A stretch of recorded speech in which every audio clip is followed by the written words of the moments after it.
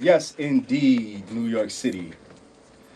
And this is Kev Dot Kruz, and you are tuned into a special edition of the Dance for Life House Show with Kev Dot Kruz. In this afternoon edition, we have a wonderful guest that we wanted to sit down and interview. And for those of you that follow the Dance for Life House Show, the show comes on Monday nights at 2 a.m. So I will be back in the studio tonight to do my thing with the music. However, part of what we do is community oriented. Always. Wu-Tang is for the kids. And today, we are interrupting your regularly scheduled program so that we could bring in a very special guest, a brother that I have known for quite some time. Am I saying government names on the air right Yeah, now? you can say government. First time. We have the brother, Mr. Peter Williams, here in the studio. Welcome. Thank you very much. Yes, indeed. Let's see if I can find. We had some applause and I ain't worthy of no applause yet. we had some applause and some things in here. Let's see if we can find it. Right, Let me earn it. Let me earn it. Wow, welcome to the station. Thank you. We have you here today to talk about some of the community programs that you are dealing with, that you are the spearhead of, and let's just give a little background. Can we do that? Little background. We'll give a little background. I have been knowing this brother since we were teenagers at the very least, maybe longer than that. And, you know, as he is invited to be here this afternoon, I thought of some things that I might ask and, you know, what I might say. And I realized we've been knowing each other from an age where you don't necessarily know how your life is going to turn out. You have an idea of what you might like to do, but, you know, at 12, 13 years old, nobody really knows. You just put in the effort and put in the work and try to be successful.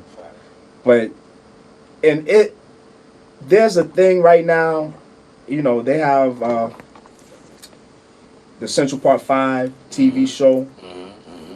And a lot of us that are from the New York City area and the Harlem area that are of that age group, it's very difficult for us to watch that. I haven't watched it yet. Somebody was asking me last week at a social. I was like, nah, I ain't watching it. Right. I'm not planning on watching it too, unfortunately. They were looking at me like I was crazy. Like, yo, I was living it. Like, Right. My high school was up the block. We just came from Central Park. We fit the description that night. You know what I'm saying? That's right. You already know. So I watched about 4 minutes of it personally, and of the first episode, and I couldn't do it. It triggered way too many things.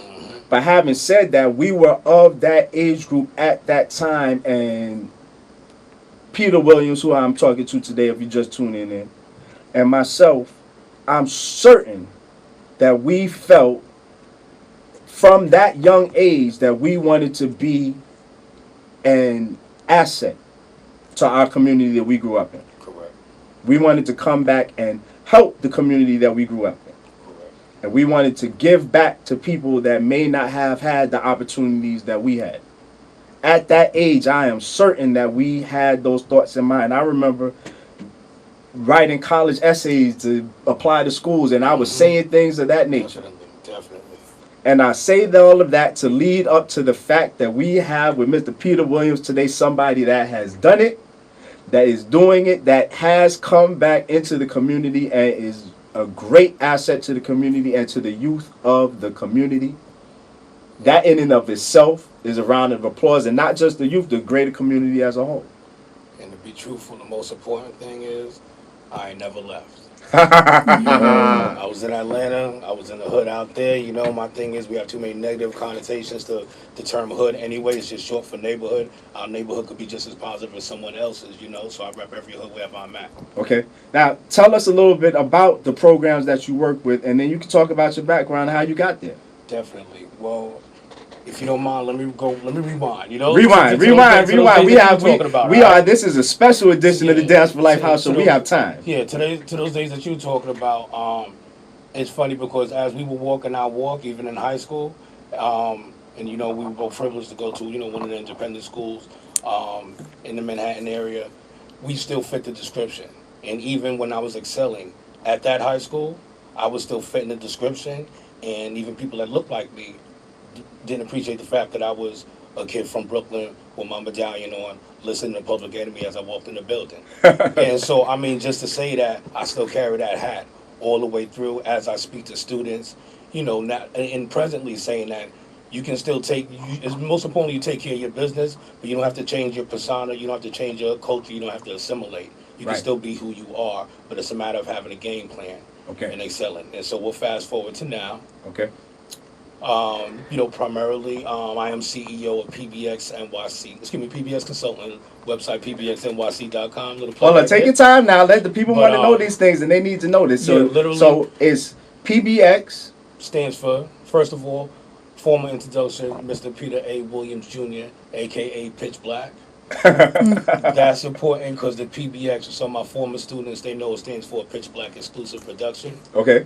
But the PBX programming Right. really stands for Plan to Be Exclusive as well. I tell my students that often on face value, the best is not expected from them, but if they're exclusive at whatever they choose, they can't be denied. Okay. So be it our PBX Road to College program or our PBX C3 Community Initiative. Take your time now. The PBX Road to College program Yeah. is what? Basically, all right, my other hat, Mr. Peter A. Williams Jr., Director of College Now at the Borough of Manhattan Community College.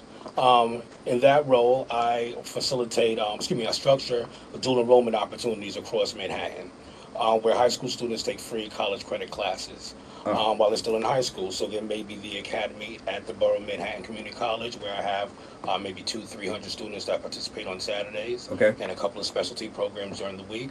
But we also send professors to the various high schools, say some 20-25 different high schools across Manhattan, Okay. and they facilitate college credit classes there.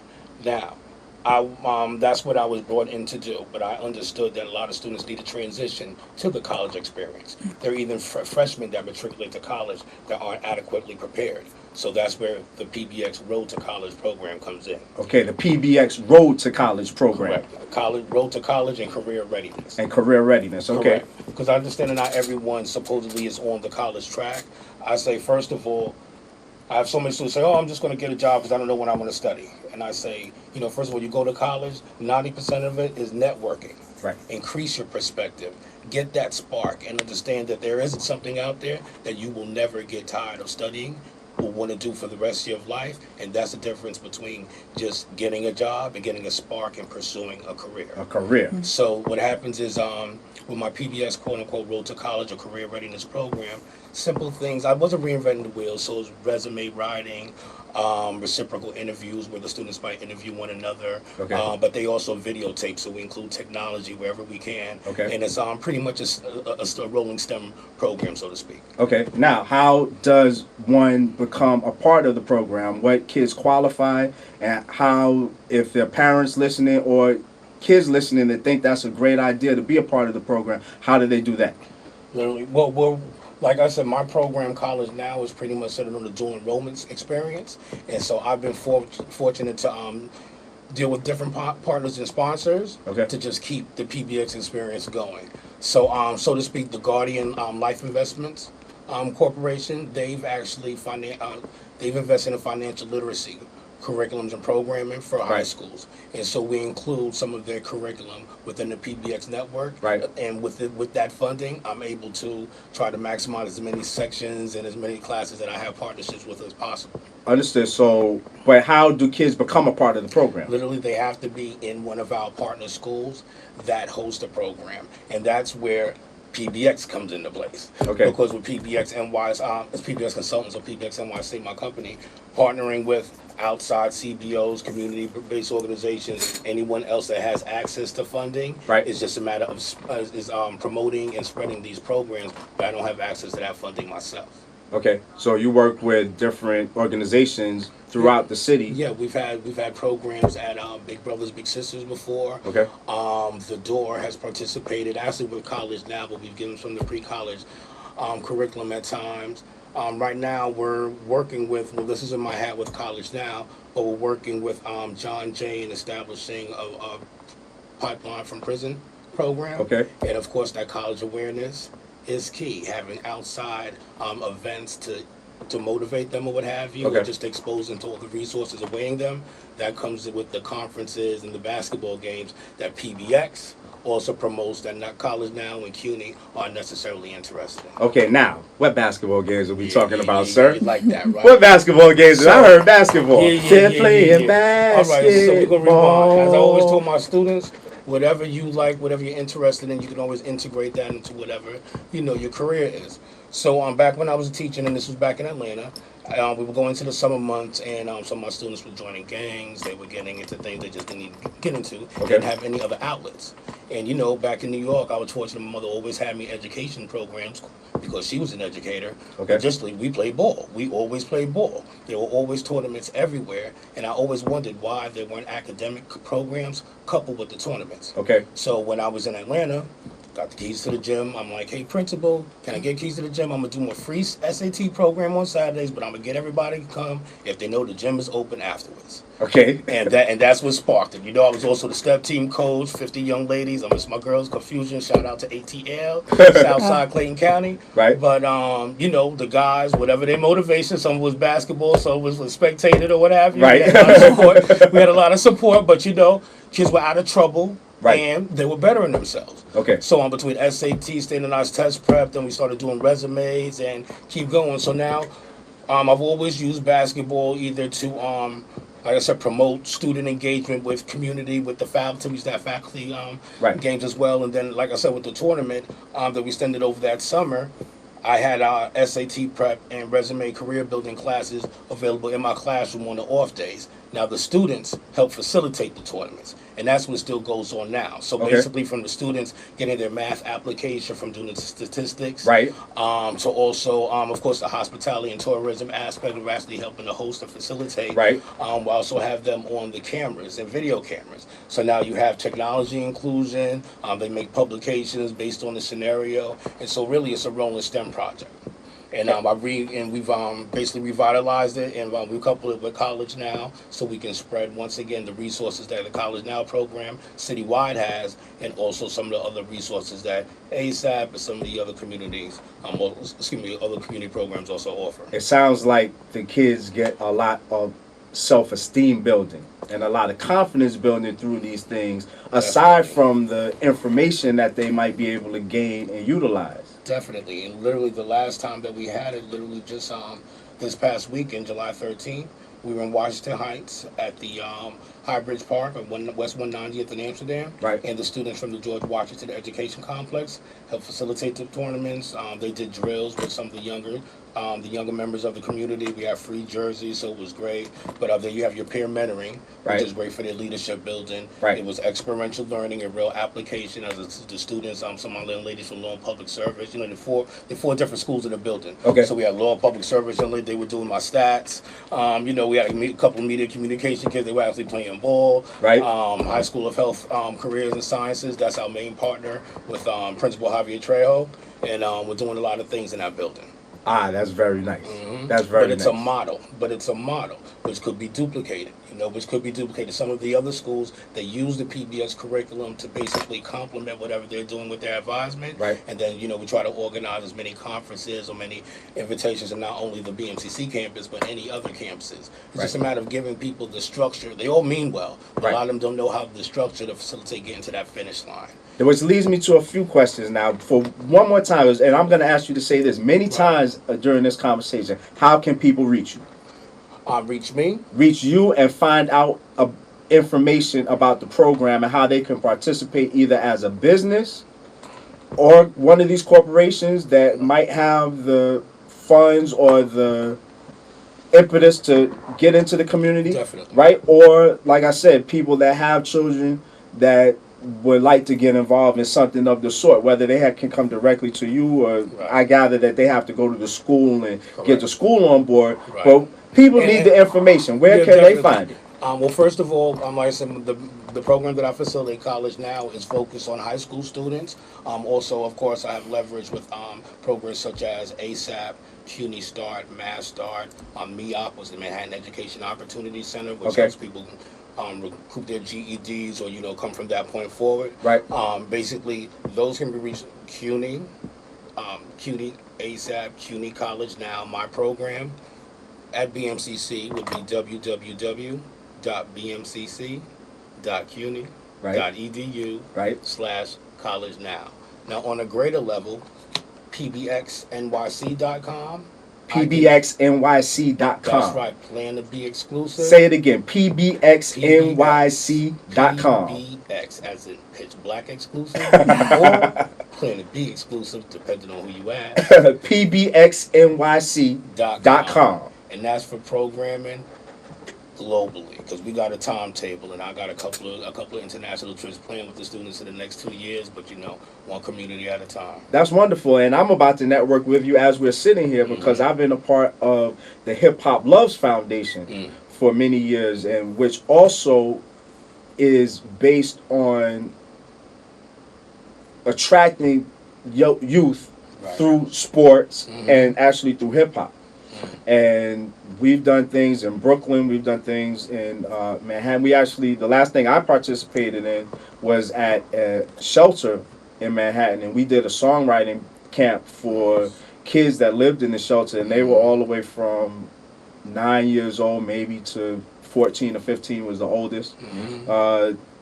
We also did a program at the United Nations where they set up a video conference in a big room about the size of a movie theater screen, and we video conference with kids in Iraq that lived in a refugee camp and did little b-boy lessons with them where they could learn how to dance and do some things, and they were doing the little electric boogie for us and all that, right? The possibilities are endless now with video conferencing too. So right, so we brought them in with hip hop and with sports, and it sounds like that is something that's important to you, and the program that you do is attracting the youth with things that they are interested in and curious about and enthusiastic about. Exactly, and basically it's just the integration of the academics. It's an integration of maybe the interview skills and things like that, the soft skills that they need or what have you. But whatever hooks them, and to build more value as far as in what they do in the school, and then basically what they need to do on the outside. So what has your experience been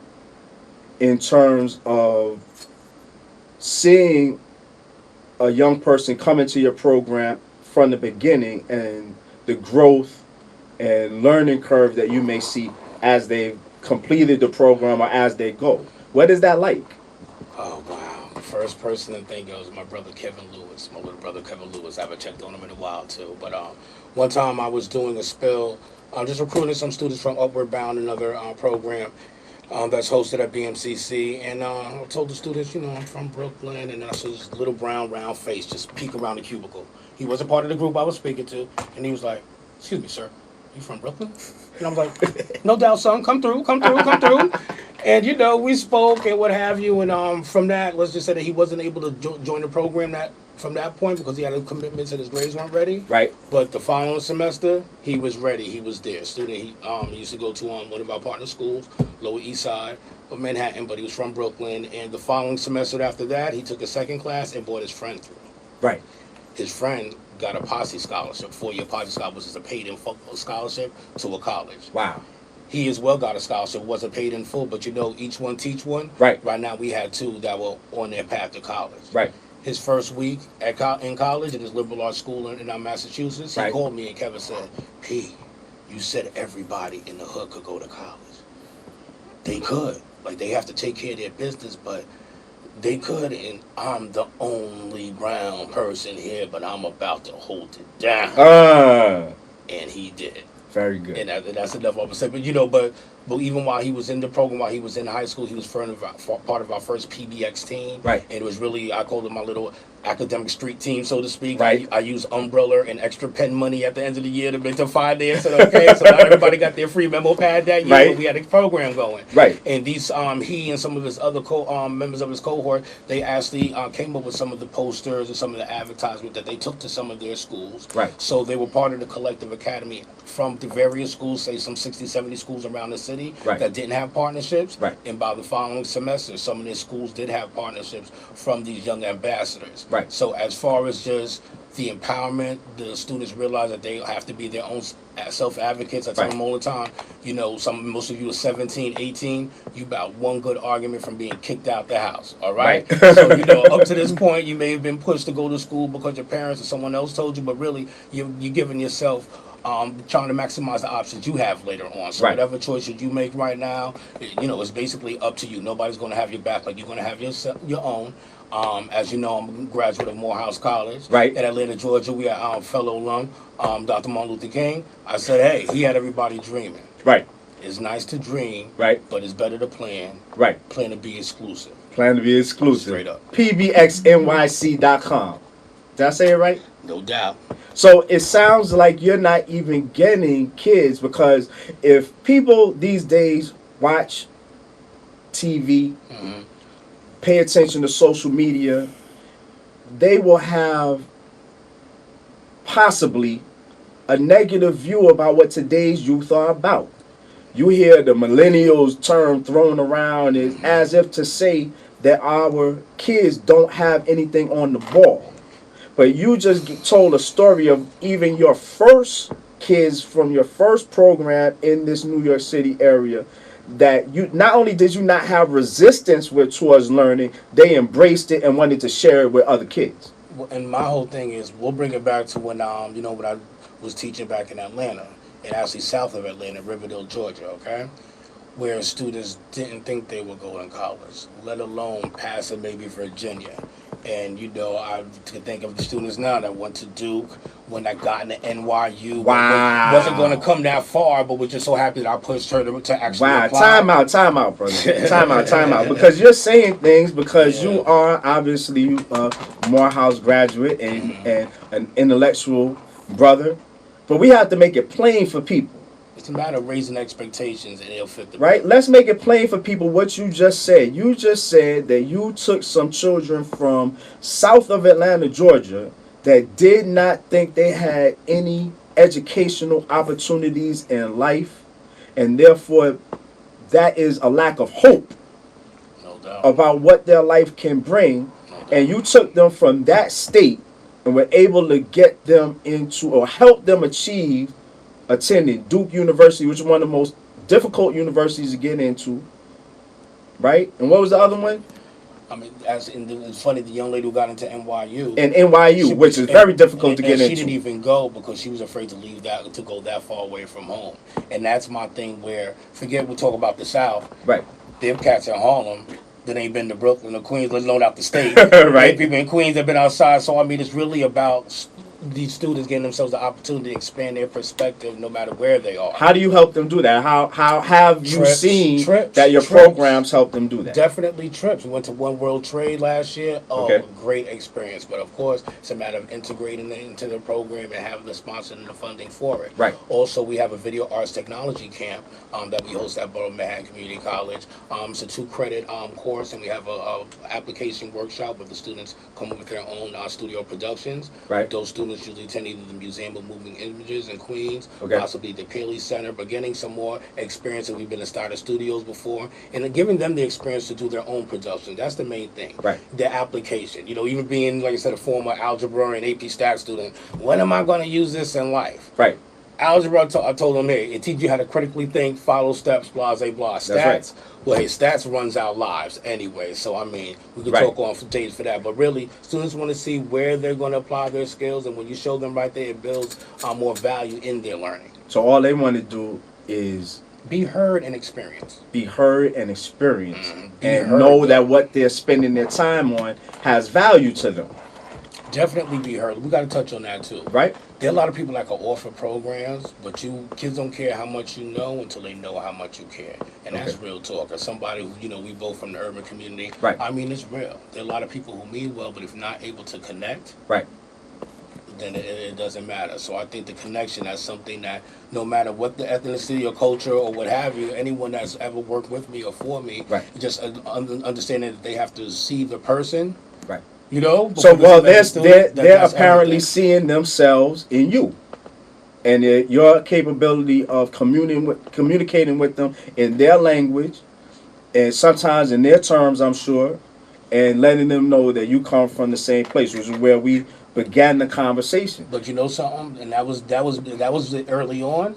But I can't talk to everybody, and you, as you know, as a leader, the hardest thing is teaching, someone else to duplicate what you do. Right. And my thing was really just making sure that I had the model straight where I can offer the opportunities. Right. Because I can't even be in my 25 schools here, let alone the couple in Queens we have. Right. The partnerships I'm building in other states. So it's a matter of just giving people the structure.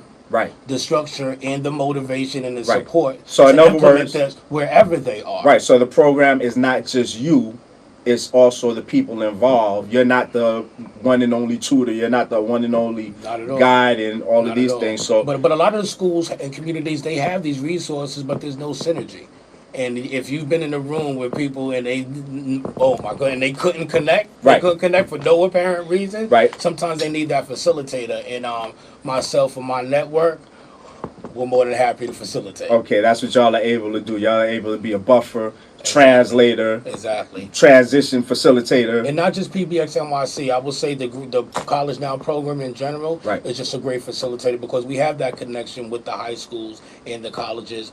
Myself, one reason why I started to do more PBX programming and networking is because we can have it comprehensive.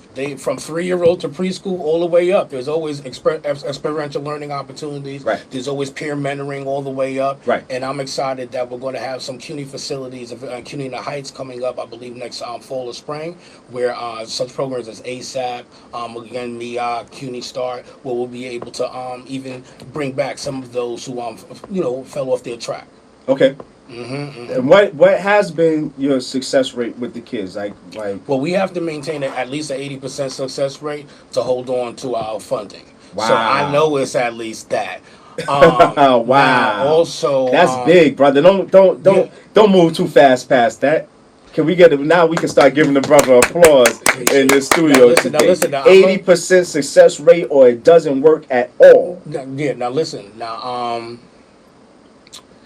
Hats off to the supports at the school. Right. Hats off to the supports in my office. Right. Ms. Diamond Brooks, Renita Moore, who holds it down. Okay. It was Douglas Ortiz, Mazigwe Providence, who's one of our ambassadors in some of the schools as well. Okay. And of course, but definitely all the counselors and some of those teachers and professors, because it does take a village. Right. It definitely does take a village. And we have a lot of plans in the works. I'm going to have some conversations come up with Catholic Charities because they do support programming and support work in the George Washington Complex in Washington Heights. Okay. And they actually want to send up experiential learning internship opportunities so the students can actually get paid to do some of these, to facilitate some of these events and some of these publications. And like I said, it's just a model. I know that I get calls all the time for certain organizations going into the summer and they have funding, but they don't know what to do with the students. Right. And I'm like, all right, well, going into next summer, I have 4 or 5 businesses, student rent ready to roll out. Let me know. Right. How does that feel? How does that feel coming from? I want to talk about you for a little while after this. But how does it feel being able to achieve some of these things and seeing yourself at this point in your life that you are that plug in this education community and in our urban community? How does it feel? A fellow Brooklynite once said, "It was all a dream." Truth be told, right? Rewind selector, okay, this was senior year, and I was making my choices between Yale, Georgetown, Brown, UVA, blah.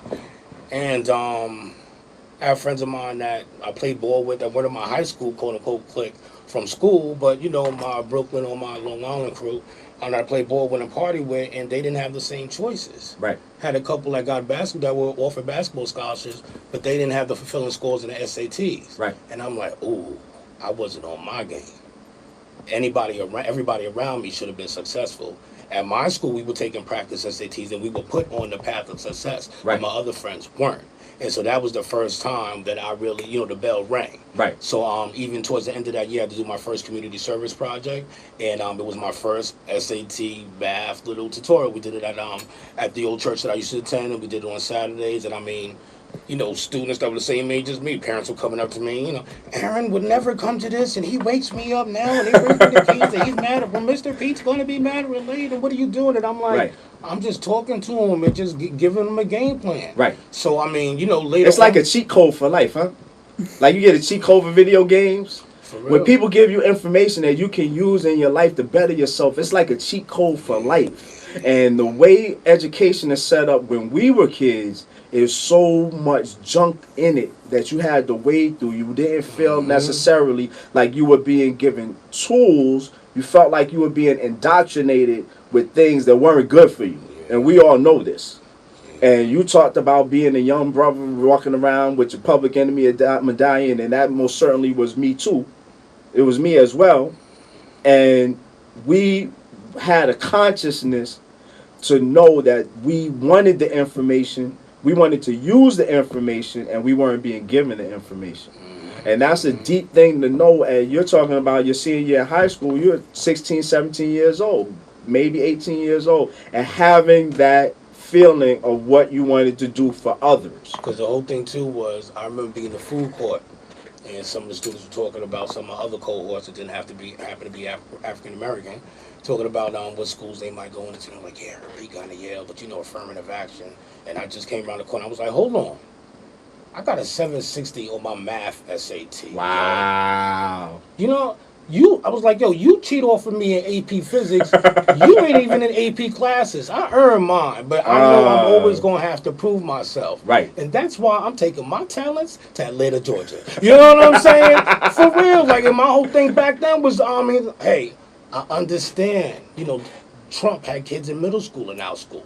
Real talk. Right. Real talk, Right. When the Allen's limo was pulling up. You know what I'm saying? Right. We saw how the other side lived, right. and they weren't all happy.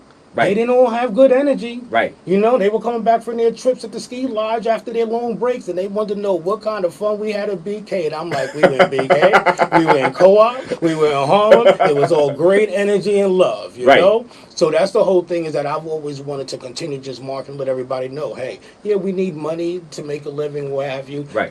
Minimize your overhead, and you'd be surprised how much money that is that you actually need. Right. But on the flip side, all the money in the world can't buy you happiness on a daily level. Right. And just personally being it's not a job, it's something I love to do. Right. The last day you work is when you find a job you love, like yourself. You know what I'm saying? It is where you about to go? Ain't you about to be on world tour or something? Yes, indeed. All right. I'm on my way. The Dance for Life house show is on our way to on our way to Croatia. Well, work is hard. It's on our way to Croatia, which is a beautiful thing. Okay. Which is a beautiful thing. Okay. And I myself at that age realized that I had a talent and a gift for art, and realized that art is a weapon. Mm-hmm. And I've taken it like that in all of my time within the music industry and being artistic in any kind of level, that I know that I can help change people's minds and help with the imagery that we see in our American society. If I could be a positive energy. I see people and they try to be so educated. Right? They try to be so educated and say things like, well, there's no such thing as Wakanda. Talking about the Black Panther, right? Because they're trying to be educated and say, oh, don't be bamboozled and bushwhacked because there's no such thing as a real actual Wakanda. But guess what? Somewhere there is a young child looking up to those images and feeling like they can be better than what they are at that moment. And that's the power of art. It doesn't have to be a real Wakanda. But that image up on that screen means something to somebody that's younger. And it meant something to me as an adult. And that's what I found that I could do through art. I can help change people's perspective on themselves and other people. Because last Halloween, there were certainly little white children running around America with a Black Panther costume on. Right? And is that not a wonderful thing? And the whole thing is that you talk about a real Wakanda, what have you, a real Black utopia. When I touched down on Morehouse soil, matter of fact, not even Morehouse, when I was on Fair Street, and Morehouse was one way, Clark Atlanta University was the other way. Take your time, brother. What are we talking about right now? I'm talking about a positive area where everyone was on positivity. We're talking about the Atlanta University Center. You already know. But what I'm saying is, it was this population of people that looked like us, Right. that have positivity in their eyes and in their hearts, Right. and you shouldn't. And some people in some areas have that taken away, and I think that we need to just plug it back. We in. need to plug it back in. We need to plug it back right? in. And he is talking, for those listeners that don't know, he's talking about the Atlanta University Center complex, which consists of Morehouse College, Spelman University, Clark Atlanta University, Morris Brown University, and the Atlanta. Hopefully they bring it back. Morris Brown. And the Atlanta Seminary. Exactly. Right?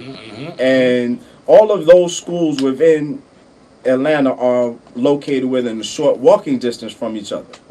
And Fair Street is the meeting ground for all of them. Man. So that's what he's talking about for those that don't everywhere. know. But anyone that's gone to an HBCU, or anyone that's just been in a place where everyone's learning and there's been positivity, there's no reason why that shouldn't be transcended everywhere. And a lot of times it's more negative marketing and programming than anything else. Right.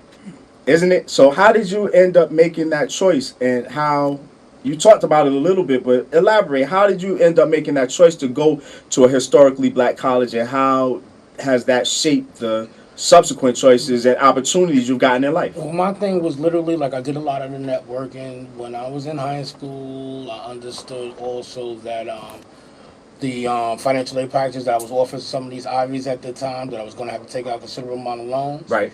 And like, you know, for undergraduate, it's not going to be that serious, especially if at the time I was planning on being a doctor.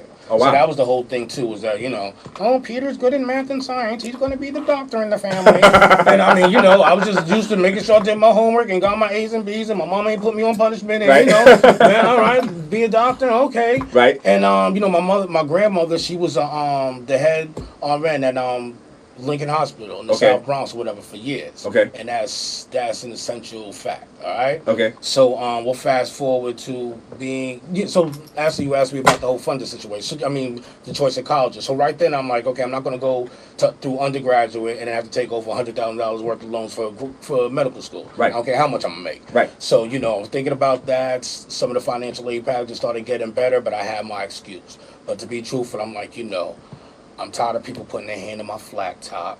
That's how people ask me, oh, is that your music? Oh, you're with your homeboys right now. They ain't mean no harm. They were cool. But, I mean, that was one thing. And the other thing was, like I said, that conversation when I'm like, I'm always going to have to prove myself. Right. And I'm always planning on walking my walk anyway, no matter where I am. So let me get back with mine. Let me see how I could go ahead and get back to my community. Because, like I said, some of my friends, they didn't have the same choices at that time. Right. One of them came down to Morehouse with me the following year. Right. The other one, his motivation was the variation of people who have Freaknik in Daytona Beach. No matter what your motivation is, though, he got his act together and went to Clark 2 years later. Okay. That's beautiful. And just to say that it was never too late. That's what we say with PBX also. It's never too late to get on your game plan. Right. So just put it on paper. Stop dreaming. Put it on paper. Right. Plan to be exclusive on your path. And you know, if you're in our network, we'll show you the supports. If not, we'll show you how to navigate whatever community and network you're in to find those supports. But there are supports out there, and it's your time. What was your support going through that process as a young person and within that situation?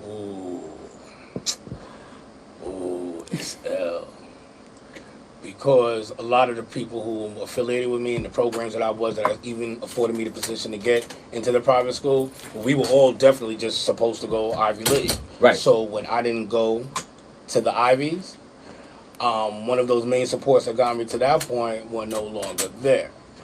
Oh, wow. It's funny, and then they were not going to support you if you didn't choose an Ivy League. Yeah, and it wasn't that they weren't going to, but it was just like, well, we don't have anyone there. Well, no one's done that. We weren't expecting you were that. trailblazing at that point by choosing a historically black college. Exactly. So that's one thing, and then being so far away from home. Like, I was 17 when I graduated, and my support, it was my crew. And luckily, like a lot of our supports all when we're 16, 17, 18 are our crew, but luckily I was blessed to be with a crew of other students, you know, from different backgrounds, but we all had the same game plan in mind, and we all had an increased perspective, and we were still increasing our perspectives too, but we want a path of positivity, of good vibration, and we made it happen. Indeed. So how or have you seen the kids that you work with today, have you seen them supporting each other in that way. You just mentioned one brother came back to help, and do you see within each curriculum, within each group, do you see them helping each other in that way? Definitely, definitely. And I mean, one thing that's an integral part of curriculum is that the students partake in a production. It could be a conference. It could be, in this case, it was the tournament, which was reached out to the greater community. We're going to do more parent events as well. Right. But even right then, in the process, Right. they're doing it. Right. They're also coming back, being invited to speak as alum. Right. At some of the conferences or established programs. Like I said, every year we're growing. Even college now, on a grade level, is always growing and try to pierce more schools. Okay. So just going and building partnership with their schools, they're going off and doing amazing things in college because they become self-advocating. Talk about that a little bit now. You got a platform now. Talk about some of the things or the stories that you have heard of the kids that just made you really proud and fulfilled for what you do. Tell us about some of the successes that at least you know about through kids that come through your program. Large or small. Yeah, I mean... Things that have touched you. I remember, just because of, I'm not going to use names too much. I already used a couple names already, but I remember when my brother Ja, younger brother Ja, we'll just say younger brother Ja, right, noticed that were a lot of things that just weren't racially equitable on the campus that he was. Right. In the Massachusetts area, what have you. Okay. Not the same student, this was somebody else. Okay. And they had a protest, and it went viral. It was a couple of years ago, but they formed a student protest at their college, and administration changed a lot of policy, and they got a lot of sit-downs and things like that. Right. And that was like one of the first times when I was like, yeah, there it goes. Made you good. It was a good feeling, yeah, huh? Definitely. And I mean, I said I could think of a bunch of students right now who, like I said, were integral in expanding the program. First, you got to understand, when I got college now, there were, well, we'll just say when I was forced to trim my program down, and it was maybe 600 students in my program. Right. And I started identifying other funding lanes, say, right. It's not just dual enrollment, but there's college awareness, right. there's college readiness, right. there's experiential learning. So basically, the city and the college started identifying more funding lanes, and all of a sudden it was like, hey, you got to build your program, and you got to build it now. Right. And just to say that, with the help of my students, because it wasn't by myself and not just my staff, with the help of students, we went from 600 to 1,300 students in basically 3 semesters, which was How long has crazy. the program been running? It's been running for, I think, almost 20 years in CUNY. How long has PBX how long have you been within the program and your facilitation? I've been doing programming, from here to Atlanta, South Carolina since 2005 in the name of PBX. Okay. I assumed my role as the College Now director in 2008. Okay, 2008. Yeah, and so from it's there, about going on 12 years. About 12 years. Exactly. So basically right now we're at the stage where we're looking more into building more experiential learning opportunities for students. Right. So say in the fall we'll be offering a computer information systems class for students on Tuesdays and Thursdays. And then in the next semester they'll sequence into Excel-based workshops. Okay. And then have the opportunity to work on to be in an internship program on Wall Street. Oh, that's awesome. So we're building that in different disciplines. We have our career communities at Birmingham Community College, as they do in most schools. Right. So my thing is, where there's so many high schools that have their areas of disciplines, the areas of specialization. Right. Let's go ahead, get these students in some of these classes, let them build up, possibly be on an associate's path. Right. I've been helping in forming articulation agreements with a lot of CTE schools as well. Okay. So with everything from health, we have schools such as High School of Health Professions and Human Services, right. which they offer 2 or 3 different health classes to their students, but they also already have their own internship model where they're partnered with Mount Sinai at Beth Israel, awesome. And the students engage in internships. I'm trying to build the same program with the the GW facility, right. and Isabella Geriatric Center, and any other health facilities that are willing to participate. And these are just 2 of how many schools in the city, Right. So so you're looking to the future always. Yeah, well, the whole thing is but it's not reinventing the wheel. I remember when I first started Graphic Communication Arts, which is now split up into several different schools. Urban Assembly Gateway of Technology is one of them. Okay. That's approximately on 49th Street, West 49th, 10th around there. When it was originally just one school. Right. I remember their work-based learning coordinator, Jack Cott, he had over 300 students around the city. in all types of different graphics, media communication, anything you can think of. Right. Now, I know for a fact that Urban Assembly Gateway School, one of the schools of technology, one of the schools in the building, definitely has great partnerships and great experiential learning and everything. Right. But that's one of a couple of schools. You know, that may or may not. You know, but take us back to some of the students now, because you got 12 years within this tri-state area of dealing with students. What are some of the things that you've known them to achieve, or even just walks of life that they are now in, that you can say, listen, if they've been through your program, you can say that you are played a part in it, whether you want to be humble about it or not. So what are some of the things the kids are doing? But to be truthful, I mean, a lot of the students that I'm thinking about are older. And that's what I'm saying. They've come through the program. They've finished college by now. What are they doing? Andrew Wang, he just called me. He just graduated with his chemistry degree. And, I met him, and he was a shy little man. And he was about 14 years old or what have you. Right. And came through the video technology camp. Right. He was a C student at the time. I think he was going to one of the more prestigious public schools or what have you. But nonetheless, C student didn't have all the confidence in the world. Right. And I mean, we'll fast forward to his first semester at Hunter when he told me he was such and such scholar or what have you. And he told me he was on the fencing team. Awesome. And he was, chemistry something scholar. Awesome. And now he just graduated and he was looking for a teaching position because he wanted to go into teaching or what have you. Right. So that's another person that popped up in my mind. Let's see. But to be truthful, but here's somebody else who wasn't necessarily in one of my programs, so to speak, but was the homie. Right. Sierra. My goodies, Sierra. Oh, really? Yeah.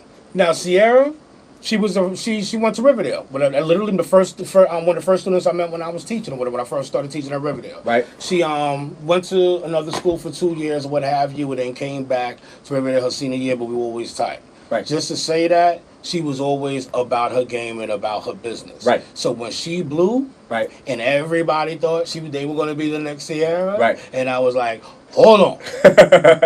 She took care of your business, but if you're exclusive and you really take care of your business as well, you can do whatever. But guess what? That's not the only avenue into entertainment. You can do web design, and I was here head of the math department, so I'm coming from a mathematician's perspective. Right. Now, there's media, there's graphic design. Right. This is real now. This is real. And to be truthful, off the basketball tournament, I forgot to mention this, but besides just doing the tournament and having the classes, we were getting DJing gigs because, I brought my little equipment out there, and the kid that, was doing whatever on Fruity Loops in his mom's basement. I'm like, hold on. First of all, we're going to get you some real studio equipment and Pro Tools and all that. Right. We did. Right. But besides that, you're going to get some DJing gigs. Right. And, I like to do a little photography myself. So the students, besides doing some of the posters and publication, we started doing Sweet 16s. Nice. We were doing pre-prom pictures for the loaf. Everybody went through the $150 package, Right. And, if anything, it was a self-sustaining model. A lot of these ideas came as being the math department chair my first year and on a high school level down in Atlanta, and we didn't have enough money for calculators, dry erase markers, and graph paper. And I'm like, you got to be kidding me, Right. And so we did everything from, back then everyone was on laptops with the CD. Right. So we would do pictures after school, and we would throw in one CD and sell them for $5. Right. There was a hustle. That sounds like the brother Peter Williams is using the skills that he learned as a young person in Brooklyn. Between that, Papa John's and Chick-fil-A, biscuits in the morning, I'm telling you, we were good to go. It sounds like the resourcefulness that it takes to survive in New York City can help you throughout your life. Other people put the negative connotations on the word hustling. Hustling used to be having 2 or 3 jobs and going to school or what have you. Right. I tell everybody, hey, well, hustlers by nature just hustle a product or service that's legal and you don't have to look over your shoulder for, and that's it. Right. That's it. Well, it sounds like the critical thinking. It sounds like the calculating. The problem solving. Problem solving. So let me hit you with this. When I see some students and some of y'all listeners out there, think about what train you take to get home right now. Somebody might think it's a 2 train. Now, if the 2 train isn't running, you still gonna get home? Yeah, take the 3 train. If the 3 train ain't running, you still gonna get home? Everybody in New York, from the age of 12 to whatever, has about 4 or 5. I'm like, that's conflict resolution. That's problem solving. In Atlanta, that MARTA is smarter. North, south, east, west, that's it, and they still get lost. Right. You heard? So I mean, Right. really, we have so many skills just inherently that we just Right. don't understand. My first year teaching, me llamo Don Pedro de Negro. Se habla un poquito español. You feel me? So I had two young ladies who came in from El Salvador that speak a lick of English. So Right. I'm doing a little bit of math lesson, a little bit of my Don Pedro talk, right? Right. Don Pedro lengua, forgive me, right? And still, shout it, yo, P Dub. You know that Spanish talk, shout it. Right. I'm like, you know that Mexican? What you mean? They know Mexican, Puerto Rican. Right. It's all the same thing, right, Sean? No, it's I was not. like, what did you say? And then somebody else, it wasn't a Latino student, but it was somebody who was from New York. A relocated student was like, looked at me like, I said, yo, I dare you to go to 149th and Grand Concourse at 3 o'clock in the afternoon on a school day and say Puerto Ricans, Dominicans, and Mexicans are all the same. Give me a moment to duck. Right. Because the spars will fly. But the awareness that we have in the culture, that's why you hear that, New York City. Pay attention to the things that you do every day that you are blessed to be able to do and take for granted. From the time you walk out of your door and stop at the corner bodega and purchase your Metro card at the station, you have probably encountered about 5 or 6 different countries and nationalities at the very least. And then when you stop for lunch, you'll encounter about 3 more. And that is the benefit and beauty of growing up in New York and being a New Yorker. We can change our lives and we can change the world. And Peter Williams, the brother that's here today with us, is a testament to what you can do when you believe in yourself, when you have the opportunity, when you attack the opportunity, when you make the most of your opportunities, and when you think, use that gift that you have between your ears. And if you need help, go find the help. It's out there. There's brothers like Peter that's out here facilitating the help that you might need, the help that your child might need, for all the listeners out there. And we are here. The community efforts are here. The information is here. The information at the palm of your hand in 2019. You can research and find out information about anything. Say the website one more time so they can find out about you. Sure. pbxnyc.com and also www.bmcc.cuny.edu/college now.